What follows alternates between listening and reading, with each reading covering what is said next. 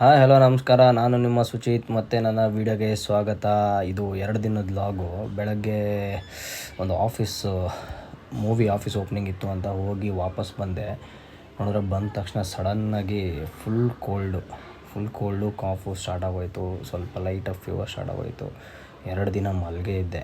ಆಮೇಲೆ 3ನೇ ದಿನ ಎದ್ದು ಫುಲ್ಲು ಬ್ಯಾಕ್ ಪೇನ್ ಆಗ್ತಾಯಿತ್ತು. ಅದಕ್ಕೋಸ್ಕರ ಹಿಂಗೆ ಮಲಗಿದ್ರೆ ಬ್ಯಾಕ್ ಪೇನ್ ಆಗ್ತಾನೆ ಇರುತ್ತೆ ಅಂತ ಹೋಗಿ ಸ್ವಲ್ಪ ಕಾರ್ಡಿಯೋ ಆದರೂ ಮಾಡ್ಕೊಂಬರೋಣ ಅಂತ ಹೋಗಿ ಥ್ರೆಡ್ಮಿಲ್ ಮಾಡಿದೆ.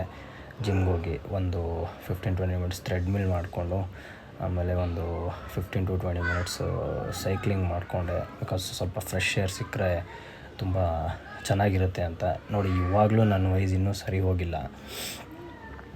ಇನ್ನೂ ಲೈಟಾಗಿ ಇನ್ನೂ ಕೋಲ್ಡು, ಕಾಫು ಇನ್ನೂ ಇದೆ. ಸೊ ಜಾಸ್ತಿ ಎಲ್ಲೂ ಓಡಾಡೋಕ್ಕಾಗಲಿಲ್ಲ. ಸೊ ನೆಕ್ಸ್ಟ್ ವೀಡಿಯೋ ಆದಷ್ಟು ಬೇಗ ಬರುತ್ತೆ. ಬಾಯ್.